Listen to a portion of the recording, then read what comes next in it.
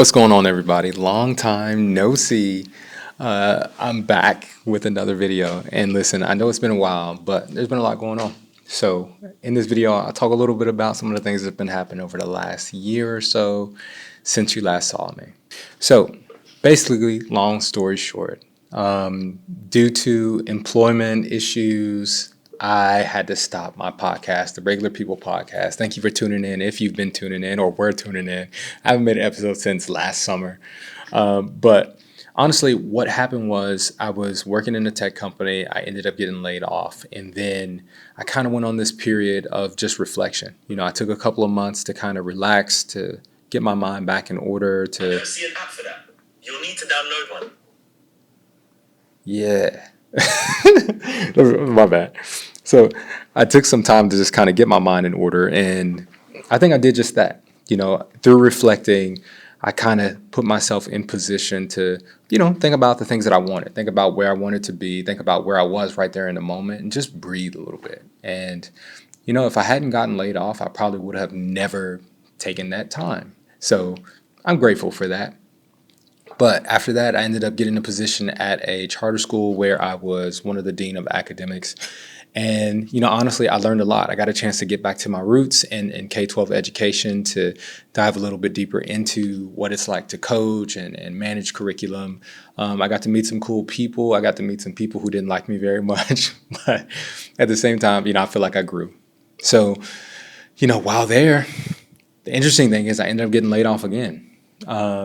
Which was very interesting. But again, I think layoffs are really just a part of life at this point. I went from never being laid off to being laid off twice in the same year. So God is good. And when I say God is good, I really mean that. Through the support of my wife and my family, my kids, and a lot of different people who I've connected with, through the podcast or through the YouTube channel. I've had a lot of people who have just given support, and whether that be advice or, just, even reaching out and giving encouragement, was super important for this journey. So now I've actually started a new journey in traditional Dr. Miles fashion. So, like I said, I went back to K-12, but one of the relationships I had built when I was, when I first started teaching had kind of resurfaced, and one of my good people in my corner reached out to me and said, hey, there's an opportunity for you to move on up to higher education to help support with the instructional design program we're creating for our master's students, and also an opportunity for you to do some research and teach at the university. I'm not going to say the university's name, but I'm going to keep that out for this video. But if you go to my LinkedIn page, just type in Davon Miles on LinkedIn, you will see the college that I work for.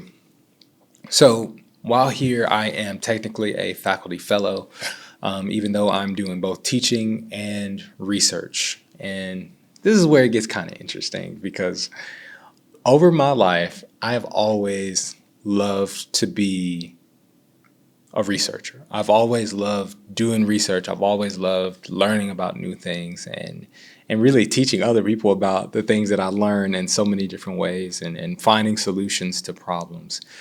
And that's really what kind of even interests me in the education space to begin with.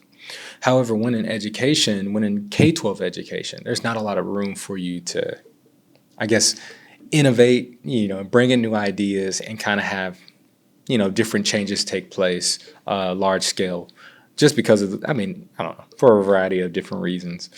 But in this space, I actually get the chance to do what I've been trying to do. And, it's pretty refreshing. Just a little bit about the position that I'm in. So basically, the fellowship is a 2-year program. And in the 2-year program, you get a chance to learn about higher education. You get a chance to participate in a lot of different events, a lot of different experiences across campus. Actually, there are 3 categories for this. There's your scholarship, which is your research. There is your teaching, which is that professorship aspect. Teaching the different classes right now. I have two classes that I'm going to be teaching over the fall. One is a master's class, and one is a undergraduate class. But then the next part of that is service. And service really is, what are you doing for the university, for the students who are on campus, and how are you contributing to the overall university experience? And I think all of these three categories, are really awesome because it gives you a chance to see higher education for what it's meant to be. Not just as somebody on the outside looking in saying, okay, teachers, I'm going to come there and teach and then I'm going to go home. Or I'm going to come here and research and then go home.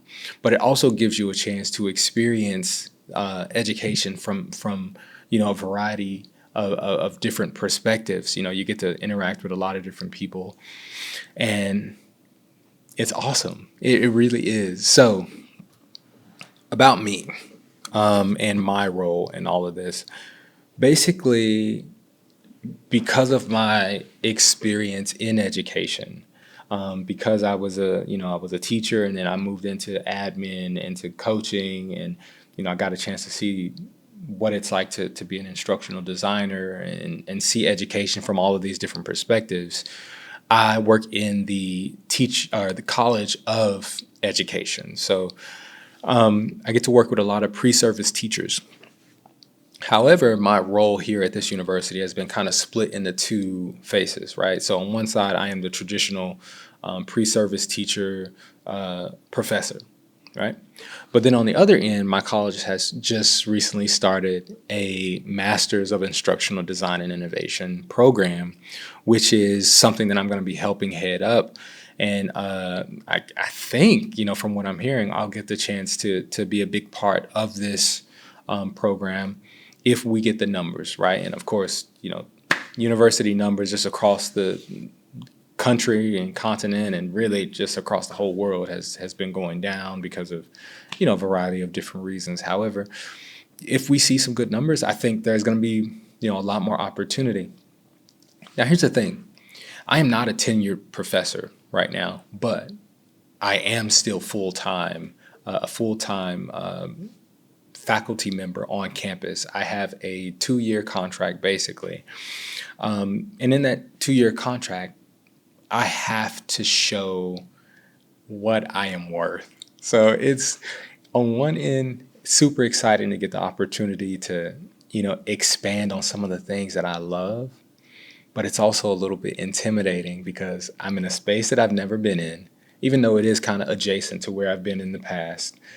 I'm in a space I've never been in. So I'm navigating a new role. I'm navigating research in a more formal way. I've always done research. I've always looked at articles and journals, and I've always tried to write different things to kind of express my views or thought process. But in terms of, creating formal documents, the last thing that I created was my dissertation, when I got my PhD. So that's something that I'm kind of getting open to, and it does make me feel really apprehensive and nervous, not because I can't do it, but I think it makes me nervous because it's just navigating new territory. So super excited about this opportunity. Look, I have not turned this camera on, I haven't turned this camera on in in a really long time. I mean, consistently since the summer. Like, this camera has been sitting in my garage, all of my cameras, all of my gear, everything. I need to make sure it works, because when I took out these microphones, I have 3 sets of microphones in one bag, and I can tell you not one of them was charged or has been charged for the last 10 or 11 months. So they've just been sitting, and I feel really bad about it. Because, honestly, I spent thousands of dollars on this equipment, and I know my wife knows. And so there has to be some sort of return on investment. But really, it feels good to be recording again, because there are some things coming up that I think are going to be super important. And I'm gonna have to use these skills. I'm gonna have to use the skills that I know from production. You guys saw me in the studio doing the podcast and doing my little web series. But I'm getting ideas for how I'm going to use those same tools in the future. So, dealing with instructional design, one of the aspects of my role is going to be reaching out to different corporate spaces, whether that be in health. And Nashville's really good for this, whether that be in healthcare or tech, looking at insurance companies, looking at for profit, nonprofit, any of those, K-12, higher education, any of those spaces, reaching out to them. And trying to establish partnerships. And this is something that I have never really had to do by myself.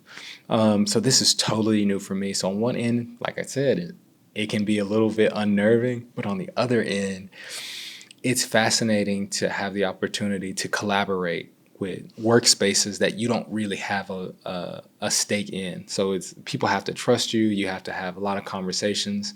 So far, I've had a lot of conversations, and since this is the summer, I'm not really responsible for doing like a great deal of things other than preparation for the fall.